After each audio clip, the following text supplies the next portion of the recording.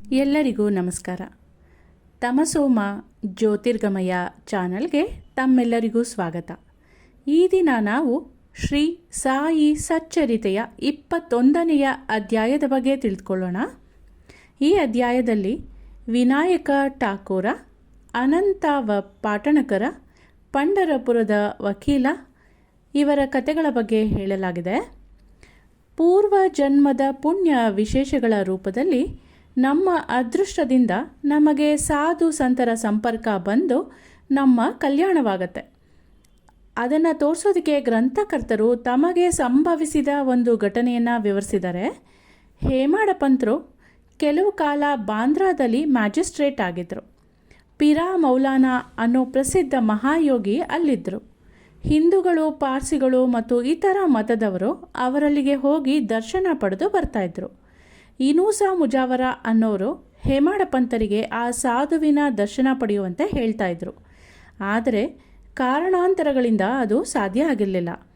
ಕೆಲವು ಕಾಲದ ನಂತರ ಅವರ ಸರದಿ ಬಂದು ಶಿರಡಿಯಲ್ಲಿ ಸಾಯಿ ದರ್ಬಾರದ ಪ್ರಮುಖ ವ್ಯಕ್ತಿಗಳಾದರು. ದುರದೃಷ್ಟಶಾಲಿಗಳಿಗೆ ಸಾಧು ಸಂತರ ಸಂಪರ್ಕ ಬರೋದಿಲ್ಲ. ಅದು ಅದೃಷ್ಟವಂತರಿಗೆ ಮಾತ್ರನೇ ಲಭಿಸತ್ತೆ. ಈ ಪ್ರಪಂಚದಲ್ಲಿ ಬಹಳ ಪುರಾತನ ಕಾಲದಿಂದಲೂ ಸಾಧುಗಳ ವಿದ್ಯಾಲಯಗಳಿವೆ. ಅನೇಕ ಸಾಧುಗಳು ಅನೇಕ ಸ್ಥಳಗಳಲ್ಲಿ ಅವತರಿಸಿ ಪರಮಾತ್ಮನಿಂದ ನಿಯಮಿಸಲ್ಪಟ್ಟ ಧ್ಯೇಯವನ್ನು ಕಾರ್ಯಗತ ಮಾಡ್ತಾರೆ. ಬೇರೆ ಬೇರೆ ಸ್ಥಳಗಳಲ್ಲಿದ್ದರೂ ಸಹ ಅವರೆಲ್ಲರೂ ಒಂದೇ. ಆ ಪರಮಾತ್ಮನ ಆಜ್ಞೆಯಂತೆ ಎಲ್ಲರೂ ಒಗ್ಗಟ್ಟಿನಿಂದ ಧ್ಯೇಯ ಸಾಧಕರಾಗಿ ಕಾರ್ಯ ತತ್ಪರರಾಗಿರ್ತಾರೆ. ಇದನ್ನು ಉದಾಹರಿಸೋ ಒಂದು ಸಂಗತಿ ಈ ರೀತಿ ಇದೆ. ಅದು ಶ್ರೀ ಠಾಕೂರರವರ ಬಗ್ಗೆ ಒಂದು ಕತೆ. ರೆವೆನ್ಯೂ ಇಲಾಖೆಯಲ್ಲಿ ಗುಮಾಸ್ತರಾಗಿದ್ದ ಶ್ರೀ ವಿನಾಯಕ ಠಾಕೂರರು ಸರ್ವೆ ಪಾರ್ಟಿಯ ಸಂಗಡ ಬೆಳಗಾವಿ ಹತ್ತಿರದ ವಡಗಾವಿಗೆ ಬಂದರು. ಅಲ್ಲಿ ಕರ್ನಾಟಕ ಸಾಧು ಒಬ್ಬರನ್ನ ಸಂದರ್ಶನ ಮಾಡಿ ನಮಸ್ಕರಿಸಿದ್ರು. ಆ ಸಮಯದಲ್ಲಿ ಅವರು ಶ್ರೋತೃಗಳಿಗೆ ನಿಶ್ಚಲ ದಾಸರಿಂದ ರಚಿತವಾದ ವಿಚಾರ ಸಾಗರದ ಕೆಲವು ಭಾಗಗಳನ್ನು ವಿವರಿಸಿ ಹೇಳ್ತಾ ಇದ್ರು.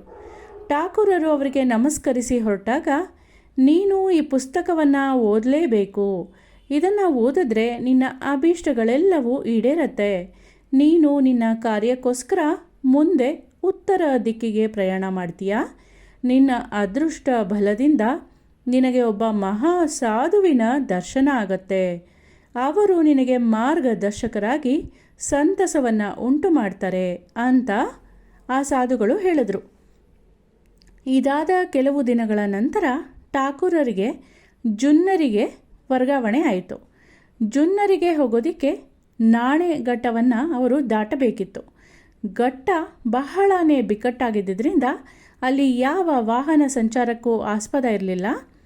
ಕೋಣದ ಮೇಲೆ ಸವಾರಿ ಮಾಡಿ ಅದನ್ನು ಅವರು ದಾಟಬೇಕಿತ್ತು. ಆದ್ದರಿಂದ ಅವರು ಕೋಣದ ಸಹಾಯದಿಂದ ಆ ಘಟ್ಟವನ್ನು ದಾಟಿದ್ರು. ಜುನ್ನರದಲ್ಲಿ ಕೆಲವು ದಿನ ಕೆಲಸ ಮಾಡಿದ್ರು. ಅದಾದ ನಂತರ ಅವರಿಗೆ ಕಲ್ಯಾಣ ಅನ್ನೋ ಸ್ಥಳಕ್ಕೆ ವರ್ಗಾವಣೆ ಆಯಿತು. ಅಲ್ಲಿ ನಾನಾ ಸಾಹೇಬರ ಸಂಪರ್ಕ ಅವರಿಗೆ ಸಿಕ್ತು. ಅವರಿಂದ ಸಾಯಿಬಾಬಾರವರ ಬಗ್ಗೆ ತಿಳಿದು ಶಿರಡಿಗೆ ಹೋಗಿ ಬಾಬಾ ಅವರ ದರ್ಶನ ಪಡಿಬೇಕು ಅನ್ನೋ ಆಕಾಂಕ್ಷೆ ಅವರಲ್ಲಿ ಮೂಡಿತು. ಮರುದಿನ ನಾನಾ ಅವರು ಶಿರಡಿಗೆ ಹೊರಡಬೇಕಿತ್ತು. ಠಾಕೂರ್ ಅವ್ರನ್ನೂ ಸಹ ತಮ್ಮ ಜೊತೆಗೆ ಬರೋದಕ್ಕೆ ಆಹ್ವಾನ ನೀಡಿದ್ರು. ಆದರೆ ಠಾಕೂರ್ ಅವ್ರಿಗೆ ಠಾಣಾ ಸಿವಿಲ್ ನ್ಯಾಯಾಲಯದಲ್ಲಿ ಒಂದು ವಿಚಾರಣೆ ಇದ್ದಿದ್ದರಿಂದ ಅವರು ಹೊರಡೋಕ್ಕಾಗಲಿಲ್ಲ. ನಾನಾ ಒಬ್ಬರೇ ಶಿರಡಿಗೆ ಹೊರಟರು. ನಂತರ ಠಾಕೂರರು ಠಾಣಾಕ್ಕೆ ಹೋಗಿ ನೋಡಿದಾಗ ಆ ಮೊಕದ್ದಮೆ ಮುಂದೂಡಲ್ಪಟ್ಟಿತ್ತು. ಆಗ ಅವರು ನಾನು ಅವರ ಸಂಗಡ ಹೋಗಬಹುದಿತ್ತು. ಈ ಮೊಕದ್ದಮೆ ಹೇಗಿದ್ರೂ ಮುಂದೂಡಲ್ಪಟ್ಟಿದೆ, ಆದರೆ ಆಗ ಗೊತ್ತಾಗಿರಲಿಲ್ಲ ಅಂತ ವ್ಯಥೆ ಪಟ್ಕೊಂಡ್ರು. ನಂತರ ಅವರು ಒಬ್ಬರೇ ಶಿರಡಿಗೆ ಹೊರಟರು. ಅವರು ಶಿರಡಿಗೆ ಬರೋ ಹೊತ್ತಿಗೆ ನಾನಾ ಚಾಂದೋರ್ಕರ ಹಿಂತಿರುಗಿಬಿಟ್ಟಿದ್ರು. ಅಲ್ಲಿದ್ದ ಕೆಲವು ಸ್ನೇಹಿತರು ಠಾಕೂರರವ್ರನ್ನ ಬಾಬಾ ಹತ್ರ ಕರ್ಕೊಂಡು ಹೋದರು. ಠಾಕೂರರು ಬಾಬಾ ಅವರಿಗೆ ನಮಸ್ಕಾರ ಮಾಡಿದ್ರು. ಆಗ ಅವರ ಆನಂದಕ್ಕೆ ಪಾರವೇ ಇರಲಿಲ್ಲ. ಸ್ವಲ್ಪ ಹೊತ್ತಿನ ನಂತರ ಸರ್ವಜ್ಞ ಮೂರ್ತಿಯಾದ ಬಾಬಾ, ಇಲ್ಲಿಯ ದಾರಿ ಆ ಕಾನಡಿ ಅಪ್ಪ ಹೇಳಿದಷ್ಟು ಸುಗಮವಲ್ಲ. ನಾಣೆಘಟ್ಟದಲ್ಲಿ ಕೋಣದ ಮೇಲೆ ಸವಾರಿ ಮಾಡಿದಷ್ಟು ಅದು ಸುಲಭವಲ್ಲ. ಆಧ್ಯಾತ್ಮಿಕ ಪಥದಲ್ಲಿ ನೀನು ಬಹಳನೇ ಶ್ರಮಿಸಬೇಕು ಅಂತ ಹೇಳಿದ್ರು. ಇದನ್ನು ಕೇಳಿದ ಠಾಕೂರರು, ಕರ್ನಾಟಕ ಸಾಧುವಿನ ಹೇಳಿಕೆ ನನಗೊಬ್ಬನಿಗೆ ಮಾತ್ರ ತಿಳಿದಿದೆ, ನಾನು ಬೇರೆ ಯಾರಿಗೂ ಹೇಳಿರಲಿಲ್ಲ. ಬಾಬಾ ಅವರಿಗೆ ಇದು ಹೇಗೆ ಗೊತ್ತಾಯಿತು ಅಂತ ಯೋಚಿಸಿ ಬಾಬಾ ಅವರ ಸರ್ವಜ್ಞತೆಯನ್ನು ಅರಿತರು. ಅದರಿಂದ ಅವರು ಆನಂದ ಭರಿತರಾದರು. ಕರ್ನಾಟಕ ಸಾಧುವಿನ ಹೇಳಿಕೆ ನಿಜವಾಯಿತು. ಆಗ ಠಾಕೂರರು ಪುನಃ ಬಾಬಾ ಅವರ ಚರಣಗಳಿಗೆ ಎರಗಿ ತಮ್ಮನ್ನು ಆಶೀರ್ವದಿಸಬೇಕೆಂದು ಪ್ರಾರ್ಥಿಸ್ಕೊಂಡ್ರು. ಆಗ ಬಾಬಾ, ಅಪ್ಪ ಹೇಳಿದುದೆಲ್ಲ ಸರಿ, ವಿಚಾರ ಸಾಗರ ಗ್ರಂಥವನ್ನು ಅಭ್ಯಾಸ ಮಾಡು. ಬರೀ ಪಠಣದಿಂದ ಪ್ರಯೋಜನ ಇಲ್ಲ, ನೀನು ಓದಿದ್ದನ್ನು ಕಾರ್ಯರೂಪದಲ್ಲಿ ಮಾಡಿ ತೋರಿಸಬೇಕು. ಗುರು ಕೃಪಾರಹಿತ ವಿದ್ಯೆ ಮತ್ತು ಅನುಭವ ಜ್ಞಾನರಹಿತ ವಿದ್ಯೆ ನಿಷ್ಪ್ರಯೋಜಕ ಅಂತ ಹೇಳಿದ್ರು. ಠಾಕೂರರು ವಿಚಾರ ಸಾಗರ ಗ್ರಂಥದ ಪಾರಾಯಣನ ಮಾತ್ರ ಮಾಡ್ತಾಯಿದ್ರು. ಆದರೆ ಶಿರಡಿಯಲ್ಲಿ ಬಂದ ನಂತರ ಅದರ ಪ್ರಾಯೋಗಿಕ ರೀತಿಯನ್ನು ಕೂಡ ಕಂಡುಕೊಂಡ್ರು. ಈಗ ಅನಂತರಾವ ಪಾಟಣಕರ ಅವರ ಬಗ್ಗೆ ನೋಡೋದಾದರೆ, ಒಮ್ಮೆ ಪುಣೆಯ ಶ್ರೀ ಪಾಟಣಕರರಿಗೆ ಬಾಬಾರವ್ರನ್ನ ಕಾಣಬೇಕು ಅಂತ ಆಸೆ ಉಂಟಾಯಿತು. ಶಿರಡಿಗೆ ಬಂದು ಬಾಬಾರವರ ದರ್ಶನ ಪಡೆದರು. ಬಾಬಾರವರ ಚರಣಗಳಿಗೆ ಎರಗಿ ಪೂಜೆ ಮಾಡಿ ನಂತರ ಅವ್ರನ್ನ ಕುರಿತು, ಬಾಬಾ, ನಾನು ಬಹಳ ಓದಿದ್ದೇನೆ, ವೇದಾಂತ ಮತ್ತು ಉಪನಿಷತ್ತು ಎಲ್ಲವನ್ನ ಅಭ್ಯಾಸ ಮಾಡಿರ್ತೀನಿ, ಪುರಾಣಗಳೆಲ್ಲವನ್ನ ಕೇಳಿರ್ತೀನಿ, ಆದರೂ ನನ್ನ ಮನಸ್ಸಿಗೆ ಶಾಂತಿ ದೊರಕಲಿಲ್ಲ. ನನ್ನ ಎಲ್ಲ ಓದು ನಿಷ್ಪ್ರಯೋಜಕ ಆಗಿದೆ. ಮೂಢಾತ್ಮರೇ ನನಗಿಂತ ಎಷ್ಟೋ ಮೇಲೂ ಅನಿಸುತ್ತೆ. ನೀವು ಮನಸ್ಸಿಗೆ ಶಾಂತಿಯನ್ನು ಉಂಟು ಮಾಡ್ತೀರಾ ಅನ್ನೋದನ್ನು ಕೇಳಿ ನಾನು ನಿಮ್ಮಲ್ಲಿಗೆ ಶರಣಾಗಿ ಬಂದಿದ್ದೀನಿ.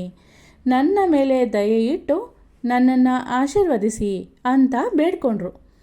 ಆಗ ಬಾಬಾ ಅವರಿಗೆ ಈ ಕೆಳಕಂಡ ನೀತಿಕತೆಯನ್ನು ಹೇಳಿದ್ರು. ಇಲ್ಲಿ ನವವಿಧ ಭಕ್ತಿಯ ಬಗ್ಗೆ ಹೇಳಿದ್ದಾರೆ. ಒಂದು ಸಾರಿ ಒಬ್ಬ ವರ್ತಕ ಇಲ್ಲಿಗೆ ಬಂದ. ಅವನ ಮುಂದೆ ಒಂದು ಕುದುರೆ ಲದ್ದಿ ಹಾಕ್ತು. ಆ ವರ್ತಕ ಕೂಡಲೇ ತನ್ನ ಬಟ್ಟೆಯನ್ನು ನೆಲಕ್ಕೆ ಹಾಸಿ ಆ 9 ಲದ್ದಿಗಳನ್ನು ಆರಿಸಿಕೊಂಡು ಮನಃಶಾಂತಿ ಪಡೆದ ಅಂತ. ಪಾಟಣಕರರಿಗೆ ಇದರ ಅರ್ಥ ಏನು ಅಂತಲೇ ಗೊತ್ತಾಗಲಿಲ್ಲ. ಸಮೀಪದಲ್ಲಿಯೇ ಇದ್ದ ದಾದಾ ಕೇಳಕರ ಅವರನ್ನು ಈ ಬಗ್ಗೆ ವಿಚಾರಿಸಿದ್ರು.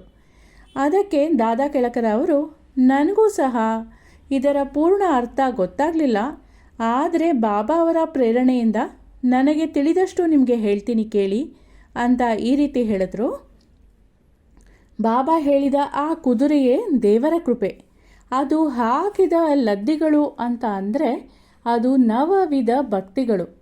ಅವು ಶ್ರವಣ, ಕೀರ್ತನ, ಸ್ಮರಣ, ಚರಣ ಸೇವನ, ಅರ್ಚನ, ವಂದನ, ದಾಸ್ಯ, ಸಖ್ಯ ಮತ್ತು ಆತ್ಮನಿವೇದನೆ.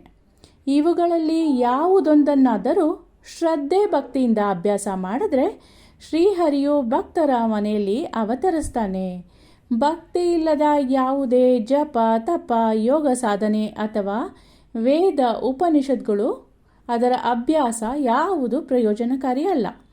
ನೀನೇ ವರ್ತಕ ಅಂತ ಭಾವಿಸಿ ಅವನಂತೆ ನೀನು ಸಹ ಈ ನವವಿಧ ಭಕ್ತಿಗಳನ್ನು ಅಭ್ಯಾಸ ಮಾಡು. ನಿನ್ನ ಮನಸ್ಸಿನ ಚಂಚಲತೆಯನ್ನು ಬಿಡು, ಅಂದರೆ ನೀನು ಆಗ ಮನಃಶಾಂತಿಯನ್ನು ಪಡಿತೀಯ ಅಂತ ಹೇಳಿದ್ರು. ಮರುದಿನ ಪಾಟಣಕರರು ಬಾಬಾರವರಿಗೆ ನಮಸ್ಕಾರ ಮಾಡೋದಕ್ಕೆ ಹೋದಾಗ ಬಾಬಾ ಅವರು 9 ಲದ್ದಿಗಳನ್ನು ನೀನು ಕಟ್ಟಿಕೊಂಡೆಯಾ ಅಂತ ಕೇಳಿದ್ರು. ಅದಕ್ಕೆ ಅವರು, ನಾನು ದೀನನು, ನನ್ನ ಮೇಲೆ ನಿಮ್ಮ ಕೃಪೆ ಇದ್ದರೆ ಮಾತ್ರ ನಾನು ಅವುಗಳನ್ನು ಕಟ್ಟಿಕೊಳ್ಳಬಹುದು ಅಂತ ಹೇಳಿದ್ರು. ಆಗ ಬಾಬಾ ಸಂತೋಷದಿಂದ ಅವ್ರನ್ನ ಆಶೀರ್ವಾದ ಮಾಡಿ ನಿನಗೆ ಶಾಂತಿ ದೊರಕತ್ತೆ ಅಂತ ಹೇಳಿದ್ರು.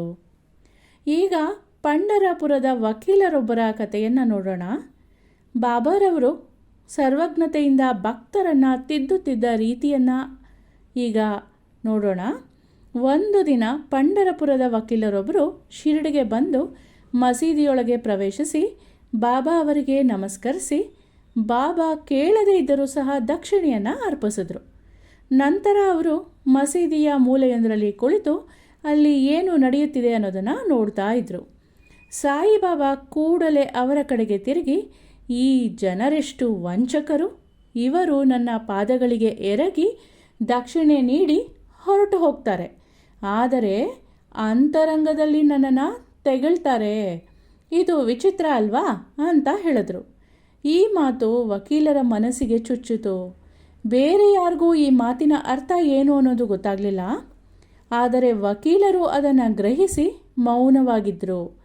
ನಂತರ ಅವರು ವಾಡಾಕ್ಕೆ ಹಿಂತಿರುಗುವಾಗ ಅವರು ಕಾಕಾ ಸಾಹೇಬ್ರನ್ನ ಕುರಿತು, ಬಾಬಾರವರ ಮಾತು ಸರಿಯಾಗಿತ್ತು, ಅವರು ನನ್ನನ್ನೇ ಕುರಿತು ಮಾತಾಡಿದರೆ, ಇನ್ನು ಮುಂದೆ ನಾನು ಇತರರ ನಿಂದನೆಯನ್ನು ಬಿಡಬೇಕು ಅಂತ ಈ ಮಾತು ಅರ್ಥಸೂಚಿತವಾಗಿದೆ ಅಂತ ಹೇಳಿ ಈ ರೀತಿ ವಿವರಣೆ ನೀಡಿದ್ರು. ಪಂಢರಪುರದ ನ್ಯಾಯಾಧೀಶರಾದ ನೂಲಕರರು ಅವರ ಆರೋಗ್ಯ ಅಭಿವೃದ್ಧಿಗೋಸ್ಕರ ಶಿರಡಿಯಲ್ಲಿ ಬಂದು ಉಳ್ಕೊಂಡಿದ್ರು.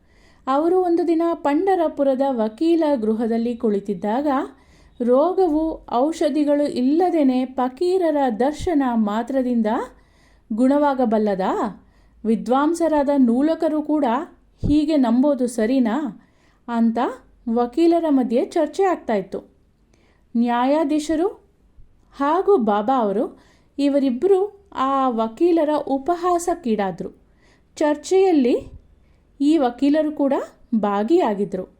ಈಗ ಬಾಬಾರವರಿಂದ ಪಾಠ ಕಲಿತಂತಾಯಿತು. ಬಾಬಾ ಅವರ ನುಡಿ ಬೈಗುಳವಾಗಿರದೆ ಅದು ಅನುಗ್ರಹವಾಗಿದೆ. ವಿನಾಕಾರಣ ಬೇರೆಯವರನ್ನು ನಿಂದೆ ಮಾಡಬಾರ್ದು ಅನ್ನೋ ಬುದ್ಧಿ ಕಲಿಸ್ಕೊಟ್ಟಿದ್ದಾರೆ ಅಂತ ಪಂಢರಪುರದ ವಕೀಲರು ಕಾಕಾ ದೀಕ್ಷಿತರಿಗೆ ಹೇಳಿದ್ರು. ಶಿರಡಿಯು ಪಂಢರಪುರದಿಂದ ದೂರದಲ್ಲಿದೆ. ಆದರೂ ಬಾಬಾ ತಮ್ಮ ಸರ್ವಜ್ಞತ್ವದಿಂದ ಪಂಢರಪುರದ ವಕೀಲ ಗೃಹದಲ್ಲಿ ನಡೆದ ಸಂಭಾಷಣೆಯನ್ನು ತಿಳ್ಕೊಂಡ್ರು. ನದಿ, ಕಾಡು, ಬೆಟ್ಟ ಮೊದಲಾದವುಗಳು ಅವರ ದೃಷ್ಟಿಗೆ ಅಡ್ಡ ಬರ್ತಾ ಇರಲಿಲ್ಲ. ಅವರು ಎಲ್ಲರ ಇಂಗಿತವನ್ನು ತಿಳಿದವರಾಗಿದ್ದರು. ಭಕ್ತನು ಎಲ್ಲಿಯೇ ಇರಲಿ, ಎಷ್ಟೇ ದೂರದಲ್ಲಿರಲಿ, ಸಾಯಿ ಅವರ ದೃಷ್ಟಿಯಿಂದ ದೂರ ಇರ್ತಾ ಇರಲಿಲ್ಲ. ಈ ಘಟನೆಯಿಂದ ವಕೀಲರಿಗೆ ಜ್ಞಾನೋದಯವಾಯಿತು. ಸನ್ಮಾರ್ಗ ಪ್ರವರ್ತಕರಾಗಲು ಸಾಧ್ಯ ಆಯಿತು. ಈ ಕತೆ ವಕೀಲರಿಗೆ ಸಂಬಂಧಿಸಿದ್ದಾದರೂ ಎಲ್ಲರಿಗೂ ಅನ್ವಯಿಸೋ ಹಾಗಿದೆ. ಆದುದರಿಂದ ಎಲ್ಲರೂ ಇದನ್ನು ಗಮನಿಸಬೇಕು. ಅನಾವಶ್ಯಕವಾಗಿ ಯಾರ ನಿಂದನೆಯನ್ನು ಕೂಡ ಮಾಡಬಾರ್ದು. ಎಲ್ಲರೂ ಸನ್ಮಾರ್ಗ ಪ್ರವರ್ತರಾಗೋದಕ್ಕೆ ಶ್ರಮಿಸಬೇಕು. ಇಲ್ಲಿಗೆ ಈ ಅಧ್ಯಾಯ ಮುಕ್ತಾಯವಾಯಿತು. ಮುಂದಿನ ಅಧ್ಯಾಯದಲ್ಲಿ ಮತ್ತೆ ಭೇಟಿ ಮಾಡೋಣ. ಶ್ರೀ ಸಾಯಿ ಪ್ರಣಾಮ. ಧನ್ಯವಾದಗಳು.